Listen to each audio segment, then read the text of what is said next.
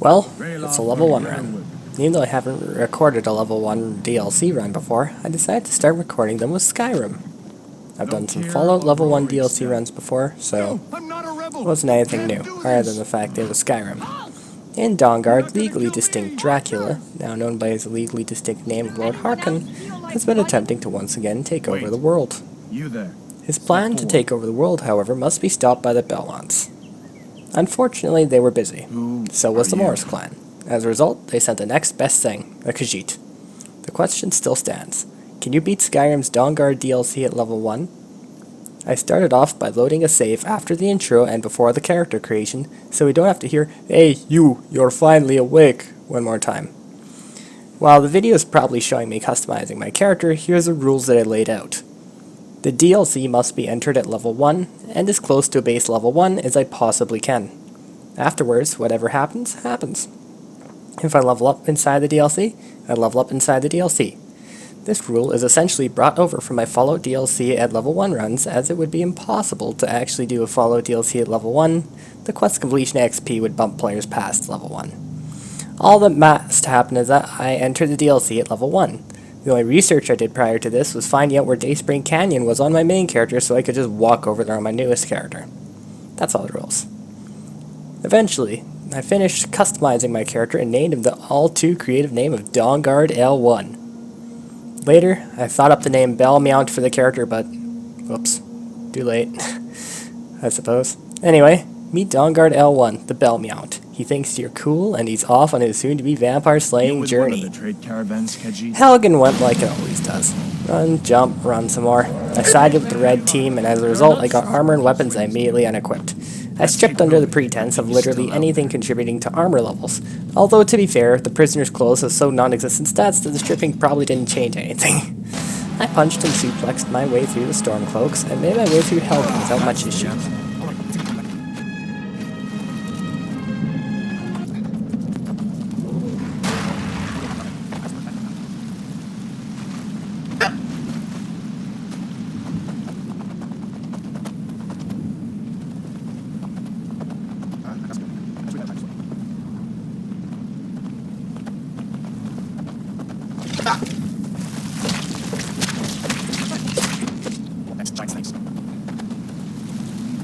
I wanted to sneak past the bear, but I chose to jump across the rocks and hug that instead under the pretense of sneaking past the bear, potentially leveling my sneak.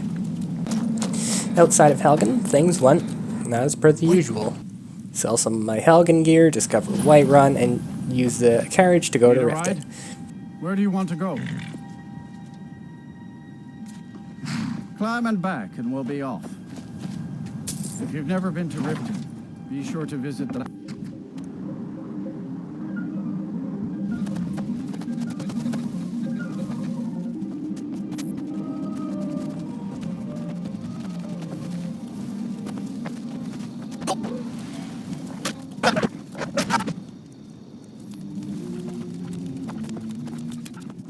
From Riften, I made my way to Dayspring Canyon and encountered an orc wearing banded steel along the way. He was wearing all that armor and had a warhammer, yet he dies to make a Khajiit. That armor didn't protect him much, did it?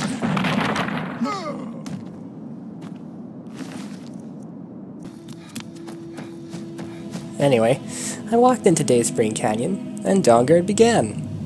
With Dawnguard officially started, I put on my Lobby gear that I got from Helgen and naturally introduced myself. I'm assuming you already know the plot of the DLC, so I'll just put in the jokiest terms. The Dawnguard say hi, and that they're actually miserable piles of secrets, Belmonts, who want to do the vampire hunting thing, but nobody believes that there's a threat. With that, I was sent off to go recruit the Meat Shield. Hi cat, how's it going? Come here. With Dong... oh god. I lost myself. I did a mix of stealth archering and dual wielding around in the caves because, let's face it, my stats are far too low to do anything besides burst damage, and that's the most reliable way. I can't believe you did that, Kelly. Death Hounds proved to give me a bit of trouble thanks to their surprisingly low or high HP for level 1 player to fight. Nevertheless, I just kept doing my thing.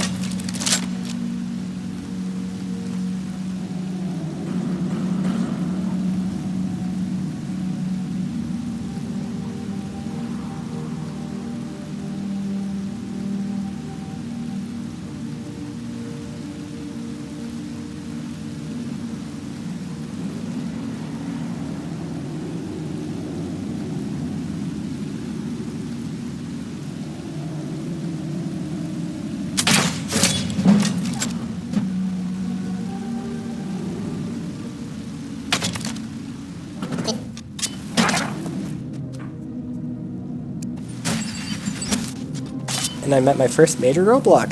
The vampires guarding the meat shield. The first two weren't that bad, but the named one, Lokil, I'm not even gonna deny it. That took a couple. Okay, maybe several tries to kill him. He was extremely tanky in my defense.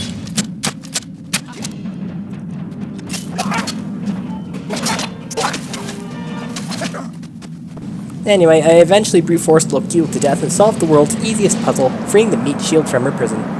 The aggro sponge talked to me a little bit, got the lay of the land, and joined my party of me. Being a low-level catman, naturally any companion was a blessing, especially one with an essential tag who couldn't die. Unfortunately for me, however, the meat shield proved herself unable to hold aggro for long enough, causing me to immediately die to the gargoyles. Next try, we decided to revoke the gargoyles' living privileges. Real shame too, they were pretty good stoners. With the gargs resembling a pile of rocks, we decided to work on getting out of the cave. And I found a dragon shout that I'd never be able to use. That was pretty neat.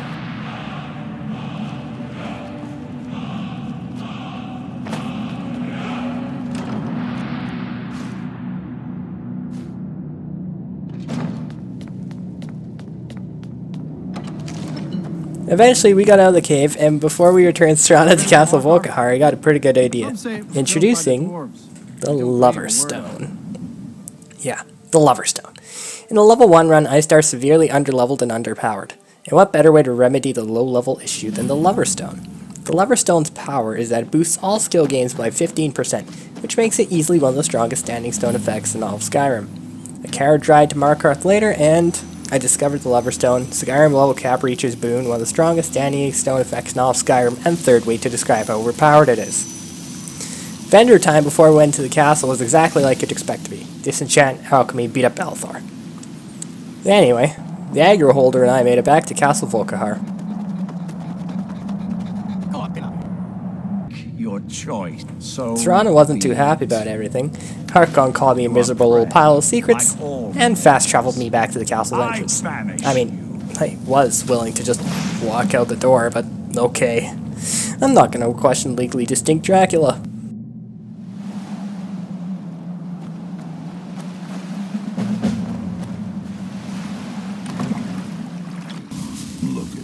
I returned to the Dawnguard and add 2 more people to our ranks, Serene, Gerard, and Gunmar. I'm not going to take too long explaining these two.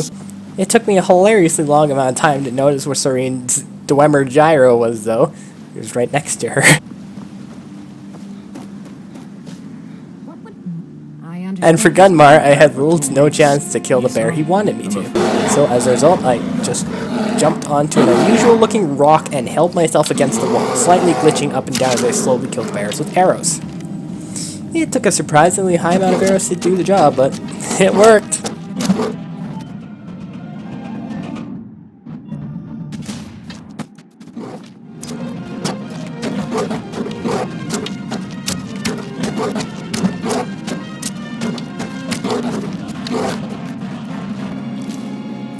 I stopped some Silverblood mercenaries from taking over a mine somewhere along the way as well, even though that was a complete accident. Free XP is free XP, though.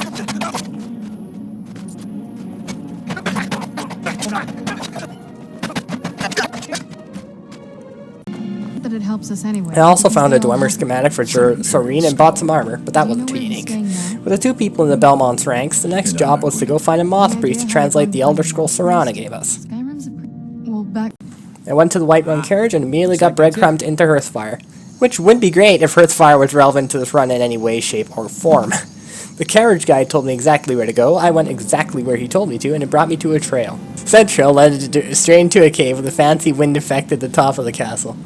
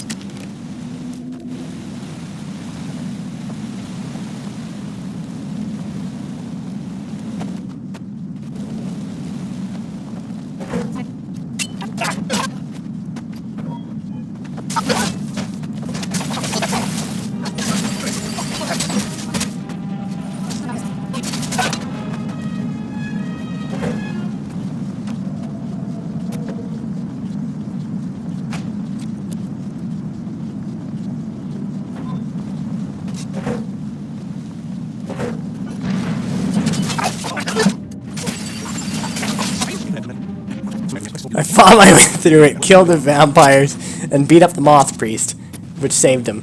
I'm no medical expert, but that's not how it usually works, I think. We returned to the Dawnguard, and the moth priest said that there were 2 more scrolls needed to be found. One was in the land of low render distance and identical looking world geometry. The other one was in the main quest. Serana and I began to sneak into Castle Volkihar, on our way to the land of low render distance and identical looking world geometry. I caught every disease known to humankind by touching some sticks, watched as Serana tried to drain life from a wall, and shot a whole bunch of arrows at a spider that was too fat to chase me through the doorway I was in. We solved a little puzzle involving a moon dial that let us progress, and as we kept progressing, the skeleton did some sort of weird Looney Tunes style dodge at one of my arrows. I fired at him, he was unaware. The arrow was released, and he slid sideways without being aware of it. His surprising competence was staggering. Unfortunately for that skeleton, his competence was kind of cut short. Who's there?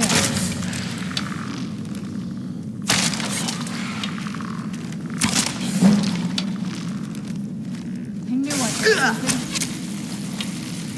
Serana and I had a bit of trouble with the gargoyles, but thankfully when one died, it got dragged down into the floor by the icy grip of Todd Howard as payback.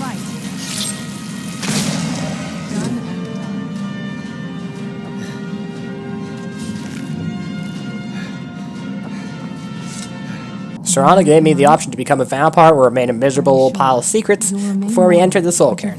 I chose to remain a miserable pile of secrets and take the stat debuff, and off we went. Let's not. I promise to make this as painless as possible. Hold still. Coming from one who murders vampires. It was only a matter of time until we met Serana's mother, and she looked like she could hold aggro just as well as her daughter could. Unfortunately, she was trapped behind the wall of plot progression and wanted me to go kill the 3 keepers first. One of the keepers was a difficult fight, but we won.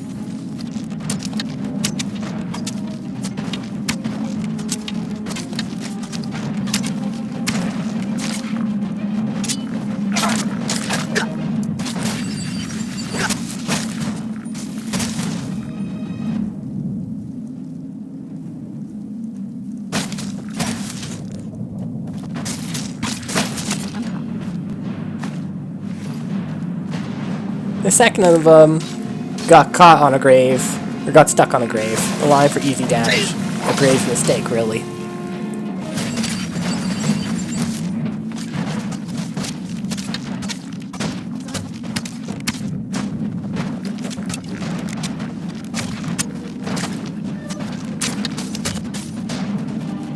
And the third of the keepers, I have to admit, Serana and I, we didn't really fight him.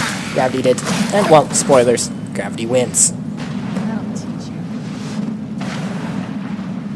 We returned to Serana's mother and entered the next room and was ready for the Soul Cairn's true boss fight, Skyrim Dragon McGee.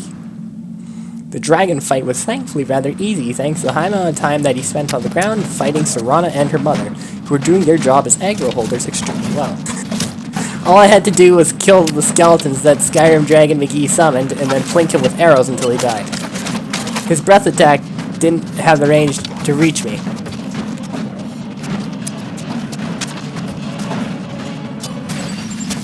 With Skyrim Dragon McGee dead, Serana's mother...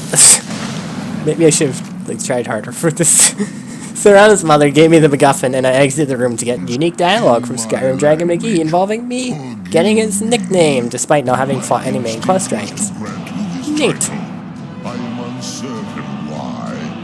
Perhaps one day it will become clear to both of us. I spent a minute momentarily lost in a goofy maze while trying to get my soul back until I noticed the teleporter.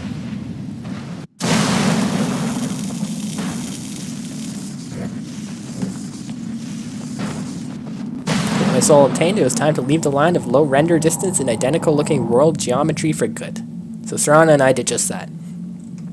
Unfortunately, we still required one more Elder Scroll. The Elder Scroll required as part of the main quest. I had to take a stop at the College of Winterhold first. Looking back at it now, I probably could have just went straight to Septimus Cygnus and called it a day.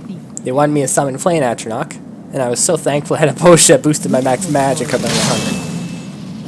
One cast later, I talked to the orc, who who told me to go to Septimus Cygnus. Unfortunately for me, Septimus Cygnus wanted me to go to the accursed Dwemer runes. Cursed to look the same as every other Dwemer runes in existence. I went to the Dwemer runes, and I'm sure that everything that's already been said about them has already been said. The spider machines were thankfully not that bad to kill, and the Falmer weren't that bad either. Not even the wheel machines proved to be that bad, honestly. I passed the Half-Life 2 Ravenholm machine on the way and took minimal damage. Although, when I saw that extremely vertical room, I did remember certain YouTubers saying he would become ethereal, and I just jumped to the bottom. If only I had that, or could shout. I progressed through the room the slow and boring way, getting a lot of footage of slowly walking down ramps along the way. One thing that did give me trouble was the Dwarven Centurions, however.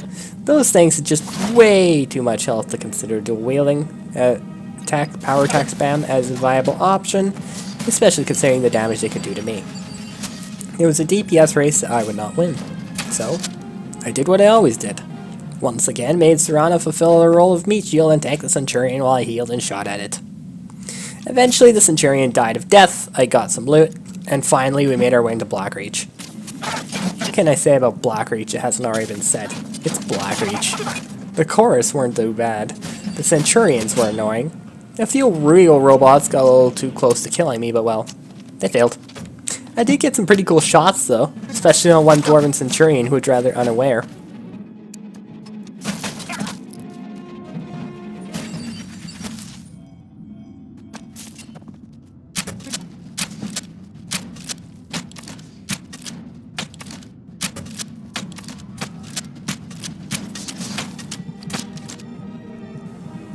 Eventually, though, I made it to the Elder Scroll and did the boring puzzle consisting of pushing the 2 buttons until the 3rd one opened, and then pushing the 3rd one until the 4th one opened. Then I pressed that one until I picked up the Elder Scrolls V Skyrim, and I returned to Whiterun to vend afterwards. I did so beating up Belthor along the way, and I was back to the Dawnguard. I found out that the Moth Priest had went blind trying to read the Elder Scrolls, and that was my new job to go catch some Venomoths so I could learn to read the Elder Scroll. I went to the Mansion Cave, picked up the world's strangest looking knife, and found out that the trees there were all bark and no bite. I know, that was cheesy. I caught all the Venomoth and read the Elder Scroll. A lot. I just couldn't stop reading it, in fact.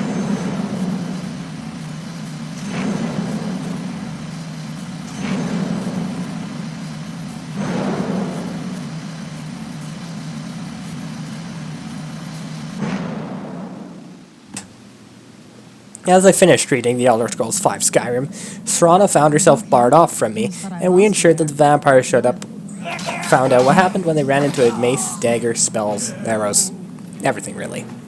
We left the funky vampire cave and made our way to the next location, Darkfall Cave. I kept using the Khajiit's Night Eye ability after momentarily thinking that it was going to be as good as it is in Oblivion. Spoilers, it's not. Darkfall Cave didn't fall into darkness. It didn't move at all, actually. Kind of false advertising, don't you think? We met a snow elf. He essentially told me that there were linear areas ahead sure to be filled with enemies. We just had to go from point A to point B in these linear locations and collect water. Easy enough in concept. We went through the funky portal, off on our water collecting adventure. Area 1. Now informally known as the glowing mushroom biome from Terraria, except it's differently colored rather than just blue. Ended up introducing Chorus Hunter fledglings. And you know what? I'm not even going to deny it. The Chorus Hunter fledglings were quite hard to kill. Rather difficult, in fact. They had way more HP than I would have liked, and even with my fastest melee attacks, it just felt like it took a while to kill them. Unfortunately, it's not like I could shoot them with my bow first, because I never tried shooting them with my... I never tried shooting at a place where they would spawn first. I'm good at reading scripts, I swear. They also like to hide around, causing me to trust no rocks in this entire area. The Falmer weren't that bad, honestly. A melee Falmer is always going to be a melee Falmer, and nobody except for the melee Falmer can change that. While I was there, I used Night Eye due to my Oblivion instincts, being quite disappointed in how it wasn't Oblivion style of, the world turns blue and reveals for you, and more along the lines of, yeah, we boost the amount of blue on the screen. It's kind of boring in comparison to the Oblivion one.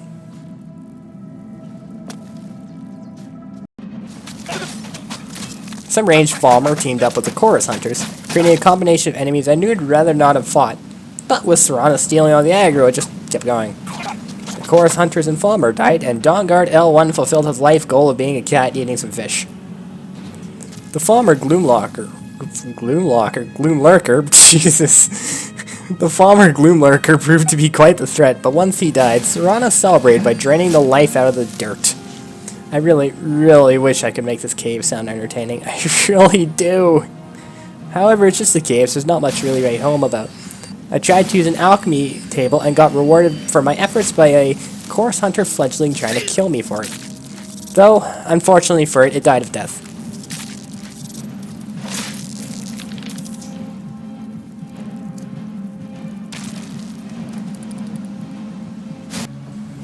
I got to see the Vale wildlife. That was pretty neat.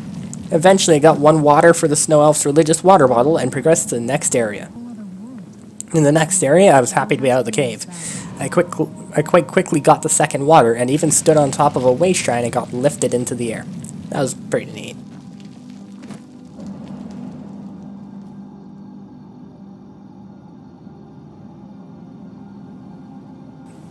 A giant spider tried to Goomba stomp me, failed, and then tried to jump scare me. As it came to the realization I couldn't be jump scared, it decided to try jump scaring my health bar with poison. In the end, well, the spider did its best, but it wasn't enough. Water number 3 was just around the corner. I saw bootleg Niagara Falls, climbed the stairs, and got water number 4 for the religious water bottle.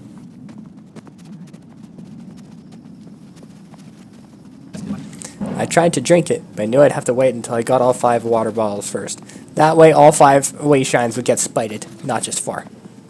Next up was Falmer Town. Guess starting a troll every once in a while.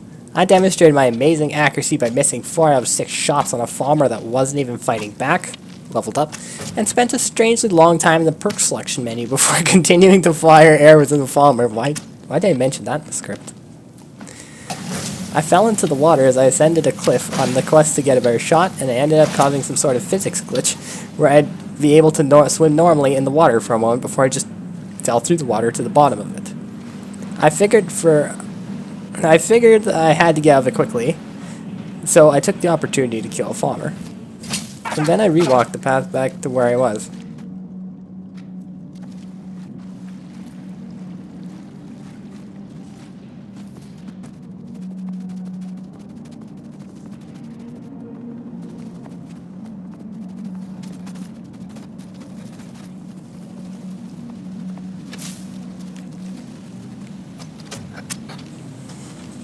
As Serana and I ascended another ramp, I once again showed my accuracy by missing a mostly unaware Falmer 8 times. As we got into Falmer Town proper, I'm not even going to deny it. There was a lot of Falmer and a lot of fighting. At this point, part of me isn't even sure what to write for the segment, honestly. Surely the video shows it well enough. Falmer were there, they tried to fight me, kill me, and they died trying. One Falmer Gloomlurker did a surprisingly good job at not dying himself, though. However, it wasn't good enough and he joined the rest of the Falmer. On the bright side, I got to use up all my magic potions I had laying around and got some pretty good experience leveling restoration along the way. Serana and I ended up making our way through Legally Distinct Goblin Town from the Hobbit films, and along the way I decided to pick up some Falmer bows and give them to Serana to carry.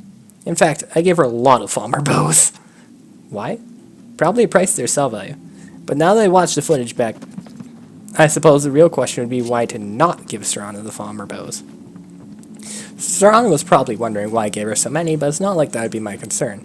I ended up picking up a book that the game wanted me to deliver to the Mages Guild, the College's Winterhold. I never did that. Instead, I went through a cave, watched as Serana got hit by rocks, and got the 5th water for the religious water bottle. Now my time had come. I would drink the water bottle. That would have been funny. Unfortunately, though, I couldn't. Now, the time had come. I could go get Vampire Killer, the holy whip of the Belmont clan. Unfortunately, the Belmonts weren't available at the time, and took Vampire Killer with them, leaving me to get the all-too boring other vampire killing weapon instead. Ariel's bow. I poured the water into the basin instead of drinking it like I wanted to, and waited an eternity while the door unlocked. This This must be that beautiful Skyrim weather I've always heard about.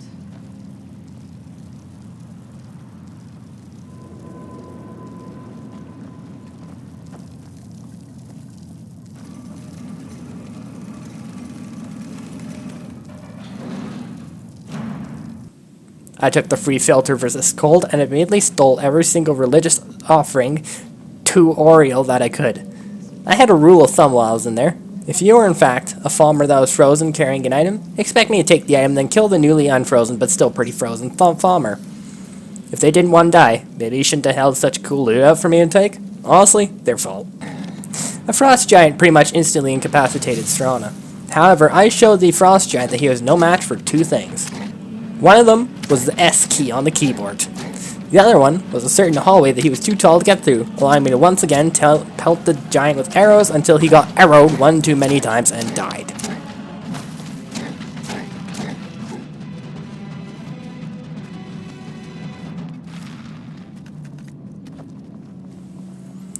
With that path cleared, I continued on my way, unfreezing any farmer that were frozen and carrying loot. Not only to make it so their bodies just moved as much as if they were frozen anyway. In my defense, so I did for the loot. As I met up with the snow elf, he decided to spout a bit of expedition, then hit me with a wave-based enemy mook combat fighting style. I personally didn't mind at all, seeing it instead as a way to level up my combat skills. He sent the frozen chorus after me. I proved that no core shell could block a mace, sword, arrow, or whatever else I just threw at it at the time. I also took the opportunity to level restoration on any downtime that I had. He sent Frozen Farmer after me. I proved that the Farmer weren't as smart as he thought as I continued to kite them around the pillar. Then killed him. In that order. Maybe. He sent the Farmer Shaman after me. Okay, I let Saran deal with that one. I did what I could have course. However, I recognized my own niche, my own advantages and disadvantages. And I obviously had a disadvantage against any Farmer Shamans who were firing shock spells at me so that it would reduce my magicka. Magicka that was desperately needed to heal. I got some really good freeze frames of the Frozen Farmer as I continued poisoning my weapon, and eventually it was just me and a Frost Atronach. The 1 versus 1 for a lifetime. The money match. Something else sports box relevant or boxing relevant goes here. Unfortunately for Frost Atronach, it was far too interested in playing by the rules while I wasn't. I kited around the pillar like an idiot and just occasionally attacked it until it died. Speaking of, I want to give a shout out to this pillar. Yeah, the pillar I'm showing on screen right now. Yep. Shout out to that pillar for saving my life in this room many, many, many times. It really helped. Anyway, the Snow Elf quickly fired a burst of magic and eventually decided that being a roof was too mainstream. And the roof, Jesus, I really should have proofread this. And the roof eventually decided that being a roof was too mainstream. Serana helped me up and stole my user interface while she was at it. I tried many, many times to just kill the Snow Elf when I could, but as you can see, all I got was a whole bunch of really weird close-ups of his face. Eventually, I knew that Serana wouldn't give me my user interface back, no matter how much I asked, and just let her talk to the vampire. Unfortunately for me, when combat began, that vampire Snow Elf was way tankier than he looked. His damage was also high as well. I walked backwards off the platform and retreated to heal, where I once again began walking in circles with a Frost Atronach. You kite one thing and you just can't stop, apparently. Doomed to kite forever. Serana eventually killed the Snow Elf, and I quickly sprinted up to steal his armor. I did so and was about to kill the Frost Atronach, only to find out the Frost Atronach disconnected from server. I think he was a summon.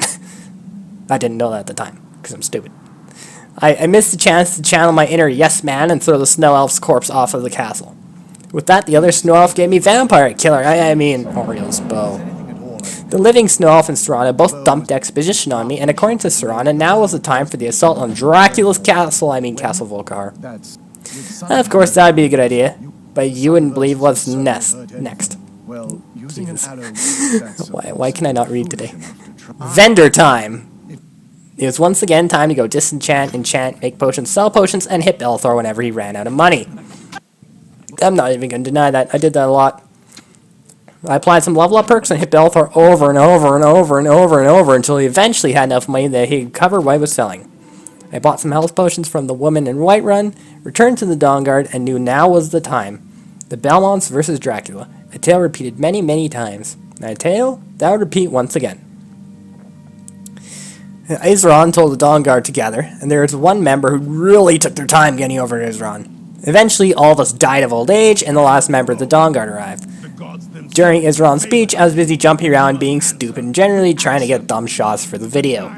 The Dawnguard didn't really care, but Serana was into it, watching me very intently as I jumped around like an idiot.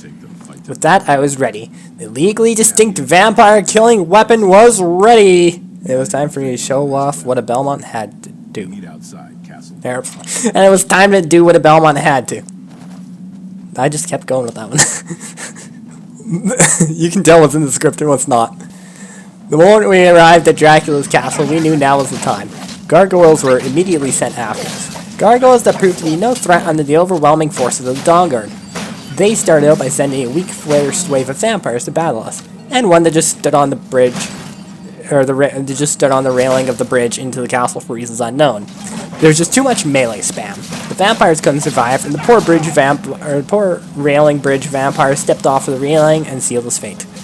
His fate of melee spam, which he was presumably killed quickly. I didn't see it, but to be fair, there was a lot of vampires proving a threat that were the higher priority.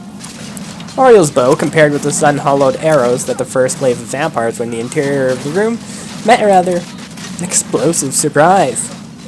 A very explosive one, in fact. Except for a vampire who apparently got rather good at dodging. A shame he couldn't keep his skill. The holy bow, alongside the rest of the melee swings and the rest of the Dawnguard, cut through the vampires like a knife through butter. Or rather, a whip through vampires. He ran up the stairs, into the cathedral, and there he was. Lord Harkon! I didn't even want to listen to his cheesy speech about miserable piles of secrets. All I saw right in front of me was a target. The fated battle had once again begun. Vampire Hunter versus Vampire. The battle was a difficult one, magic clashing against holy weapon time and time again. It got very, very close. I might just let the entire fight play out at 3 times speed or something. That way you get to see the entire fight, but not in a way that just wastes your time, considering the entire duel totaled up to be 10 minutes.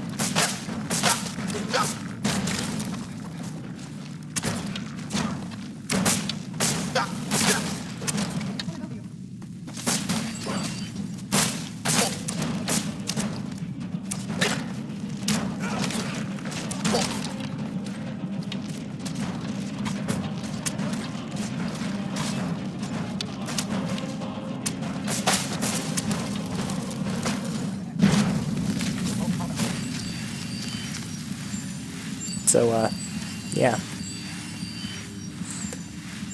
With the fight coming to an end, Harkon had been slain, and Dawnguard L1 had finally managed to achieve his title of Honorary Belmont, or rather, a Belmont. And to end it off, here's all of my skills, that way you can see when I leveled up. Anyway, that's it. Harkon had been slain, and Dawnguard L1 became a tried and true Belmont, and the Dawnguard questline had come to an end. The vampires had been hunted, and this time by someone who didn't even have Vampire Killer. but just some random Khajiit who woke up in the carriage being brought to God knows where and decided he's going to be a vampire killer on that exact spot. Well, Dawnguard L1, you did it. To kill the vampires. And remember, Dawnguard L1 still thinks you're cool. Thanks for sticking around to the end of this video. I hope you enjoyed watching just as much as I've enjoyed playing through it. I have to admit, the fun of the level 1, or the DLC level 1 runs is definitely the resource management. Or rather, the lack of resources. The knowledge that at the very beginning you're outgunned by pretty much everything, only to get a few level ups and some better gear, to the point where you can hold your own rather well against whatever the game throws at you. It's difficult at first, but when it starts to snowball, it really snowballs. Farewell for now. Unless you'd like to stick around, that is. I don't mind at all. I know I forgot to mention it, but I also have a Twitch account. I haven't live streamed anything yet, and I'm not sure if I will. However, it's there, and one of the things I had the idea to live stream is another level 1 DLC run.